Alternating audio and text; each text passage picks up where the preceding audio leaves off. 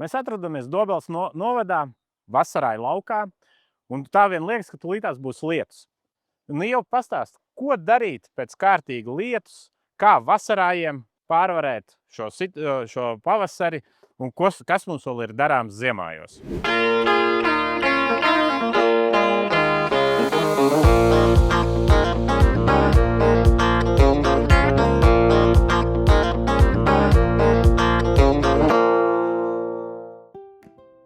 Un tavuprāt, tagad pēc lietas, kas ir pirmā izvēle? Smidzinājums vasarājos, smidzinājums ziemājos un ko likt virsū?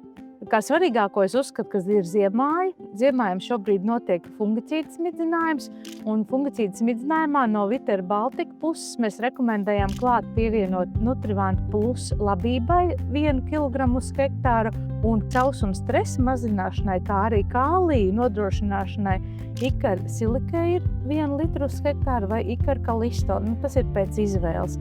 Silikeir ir tāda viela, kas iedarbojas uz augu vairākos veidos. Pirmām kārtām tas veido mehānisku aizsardzību, jo silikeir uzkrājās augos, uzkrājēja audos un veido cietāku pārklājumu. Tas aizsargā kviešus gan no laputu un citu sūcēju tipu mutes orgānu kaitēkļu iedarbības. Tāpat tās aizkavē sēņu sporu dīkšanu.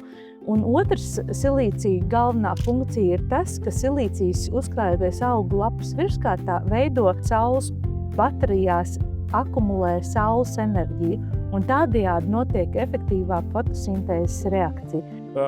Šogad daudzi ekonomē un ir ekonomējuši arī uz slāpekļu un sēru mēslojumu. Ko Ikars iesaka izmantot šādos gadījumos? Mūsu piedāvājumā sēru nodrošināšanai, jeb būtībā papildināšanai ir tāds produkts kā Ikar Elais, un to lietot 2 līdz 5 litri uz hektāru. Arī šo produktu var lietot kopā ar fungicīdu vai ar augšanas regulātoru, tas ir pēc vajadzības. Šogad katram saimniekam ir, es teiktu, avārijas lauks, kur kaut kāda iemesla pēc ir nostresojis, dzeltens palicis. Ko tu ieteiktu darīt šādā situācijā? Viters piedāvājumā ir tādi produkti kā Aminokats 30, kas vienmēr būs tas produkts, kas glābs situāciju, lietojot 0,3 līdz 0,5 litram uz hektāru un klāt pievienojot vielmaiņas atjaunošanai Nutrivants Plus labībai. Savukārt rapsim glābšanas situācijā izmantosim Nutrivant Plus rapsim arī ar Aminokatu 0,3 līdz 0,5 litru uz hektāru. Svarīgi mums ir arī padomāt par vasarājiem, it īpaši agrējās attīstības stadijās. Ko tu iesaki lietot? Vasarāji, kā mēs redzam, ir sākuši cerot. Tas ir īstais laiks, lai lietot mikroelementus. Vasarājiem, tāpat kā ziemājiem, svarīgākais ir mangāns, cinks un varš, un tos mēs nodrošinam ar produktiem Ikar Enzo, Ikar Enzo Pro un Ikar Zinto. Un vielmaiņas aktivizēšanai varam pievienot vai nu kādu Ikar NPK mēslošanas līdzekli vai Nutrivant Plus labībai. Savukārt vasarājiem, kuri mums neizskatās tā, kā mēs gribētu, piemēram, neveido sakņu sistēmu vai kavēta ir dēļ sausuma to augšana, mēs varam pievienot Ikar Okeānu vai Ikar Fosto.